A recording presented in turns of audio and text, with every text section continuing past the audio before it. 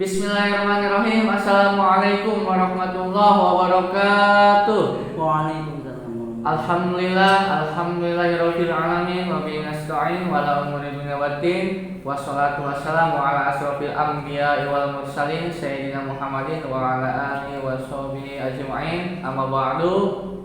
Alhamdulillah kita semua masih diberikan beribu-ribu nikmat, bahkan tidak terhingga, di antara nikmat iman, nikmat Islam, serta nikmat sehat walafiat, sehingga kita masih bisa melakukan aktivitas secara biasa seperti itu.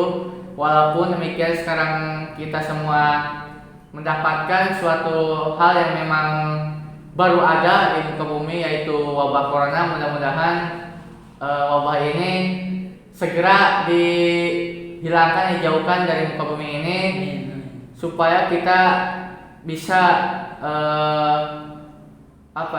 terbebas, dan juga sekolah pun berjalan normal seperti biasa.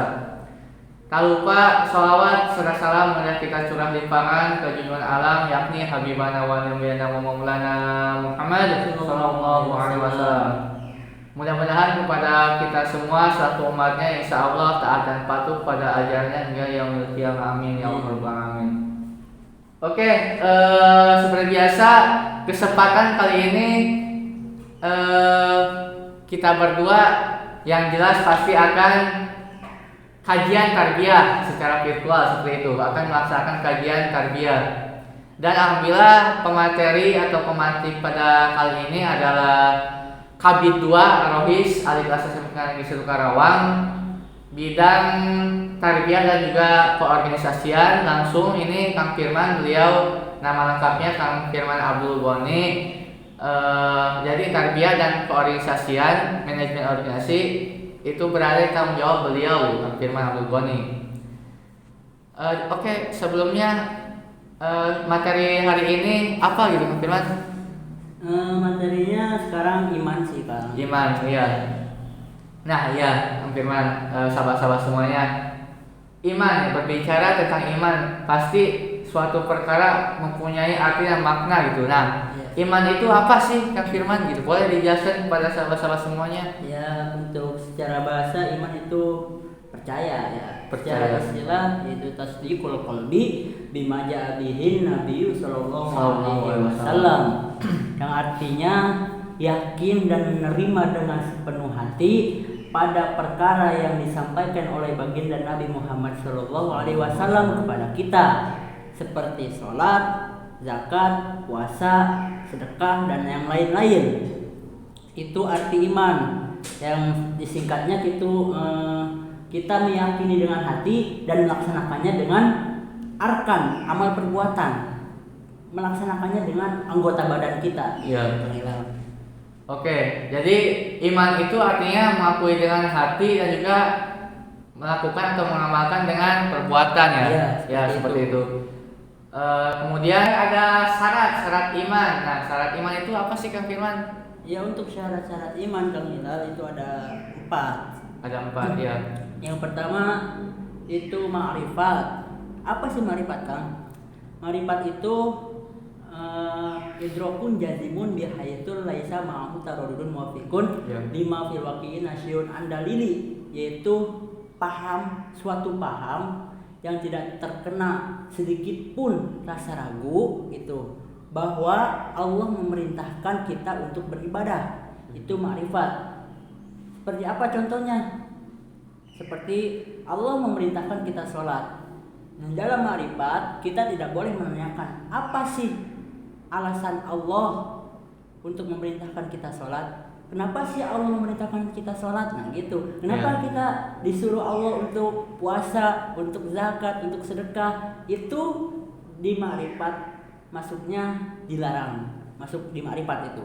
Jadi jangan ada sedikit pikiran di benak kita alasan apapun, karena di sini sifatnya tidak disentuh oleh keraguan gitu. Keraguan ya. Oke. Yang kedua itu ada idean ya, Kang. Ya. Idean itu mengakui dengan hati. Mengakui dengan hati bahwa Allah itu Tuhan kita, bahwa Nabi Muhammad utusan Allah, dan juga yang ketiga ada qabul. Ini sama-sama sifatnya sama sih, mengakui dan menerima dengan hati, menerima dengan sepenuh hati bahwa baginda Nabi diutus untuk menyempurnakan akhlak. Wa ma arsalnaka illa rahmatan lil alamin. Tidak aku utus kamu wahai Muhammad kecuali untuk rahmat bagi alam semesta. Seperti sholatnya, seperti ibadah yang lainnya, puasa, zakatnya, bahkan dalam kehidupan sehari-hari itu mencontoh kebagingan Nabi gitu ya. Itu secara qabul gitu, menerima dengan hati. Yang keempat ada ikrar, Kang Hilal. Jadi ikrar itu lisan. Ikrar itu membaca secara lisan 2 kalimat syahadat.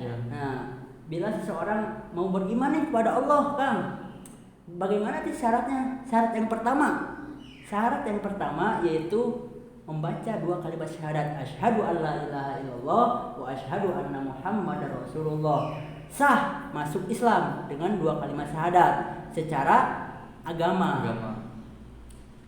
Beda lagi kalau secara negara, itu harus diproses di pengadilan agama ya. Nah, itu syarat-syarat iman. Syarat iman ada 4. Ya, itu sahabat-sahabat semuanya tadi sudah dijelaskan oleh Kang Firman bahwa salah satu dari syarat iman itu ada tadi yang pertama ma'rifat, kemudian idian, qabul, dan juga yang terakhir itu ikrar. Nah, itu sahabat-sahabat semuanya jangan lupa, kalau misalkan istilahnya sahabat-sahabat lupa, takutnya lupa gitu, boleh dicatat gitu yang pentingnya dirangkum gitu. Dan juga jangan lupa ya, saya mengingatkan untuk komen itu absen ya. Oke, sahabat-sahabat semuanya, baik itu kelas 10 atau kelas 11 dan pengurus. Oke, Kang Firman, tadi kan syarat iman ya. Nah, kemudian ini Kang Firman, apa namanya, sanad iman. Untuk sanad iman itu ada 2 imam, Kang. Nah, iya. Yang pertama ada Imam Abu Hasan al-Asy'ari dan Abu Mansur al-Maturidi. Nah, Imam Abu Mansur al-Maturidi dan Imam Abu Hasan al-Asy'ari itu imam yang berada di jalur di ajaran Nabi Muhammad tentang iman gitu. Itu sanad iman. Nah, yang pertama Imam Abu Hasan al-Asy'ari. Yang kedua Imam Abu Mansur al-Maturidi. Itu dimanapun itu, mau di Indonesia atau di luar negeri, itu sanadnya 2 itu. Itu gitu kan.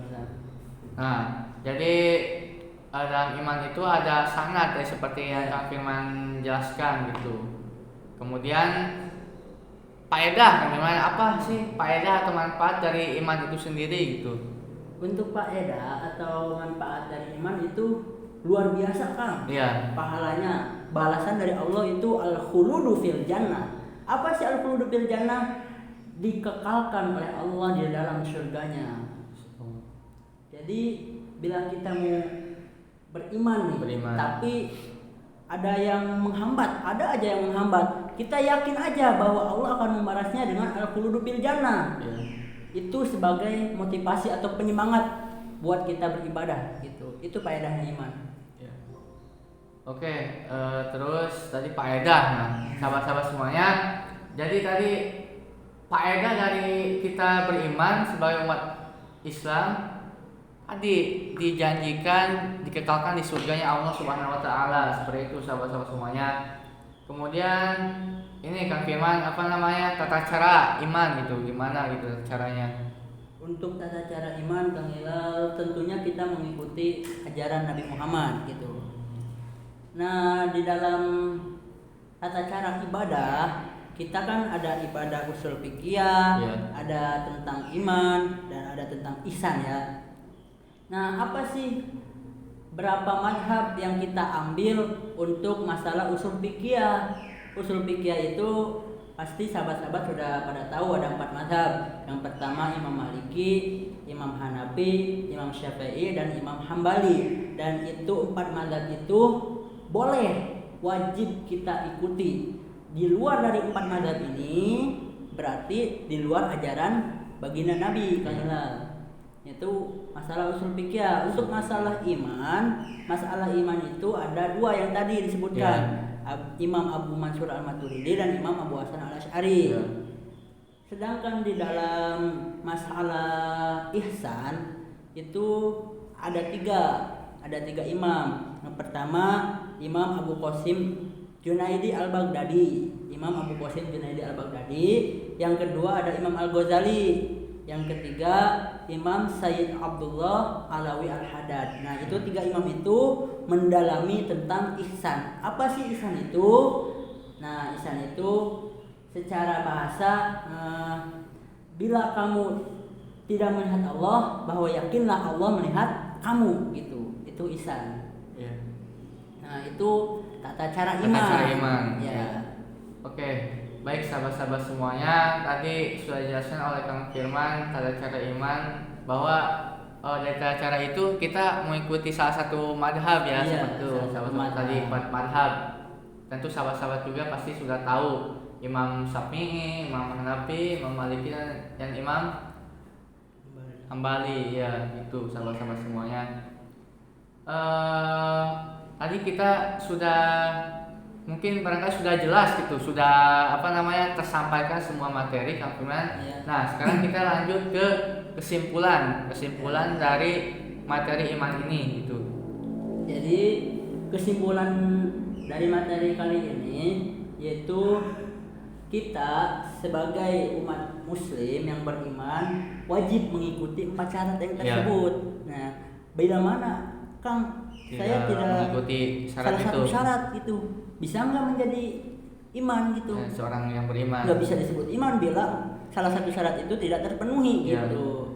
Jadi ada 4 syarat iman itu ya sahabat-sahabat semua. Jadi kita harus memenuhi 4 syarat tersebut dan kita harus mengambil salah satu madhab yang tadi disebutkan. Ada masalah usul fikih, kita mengambil salah satu madhab dari 4 madhab yang tadi.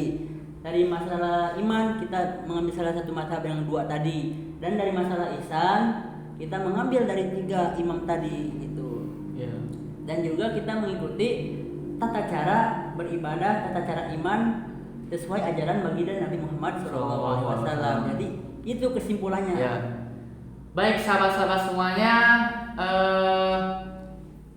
mungkin cukup sekian materi tarbiyah pada kesempatan kali ini, materi tentang iman, dan mudah-mudahan bermanfaat untuk sahabat-sahabat semuanya.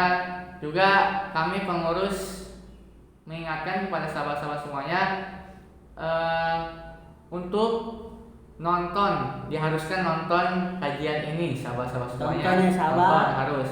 Dan juga bila mana istilahnya sering lupa atau gimana, kan namanya manusiawi, makanya kalau bisa ditulis, dicatat di catatan sahabat-sahabat semuanya.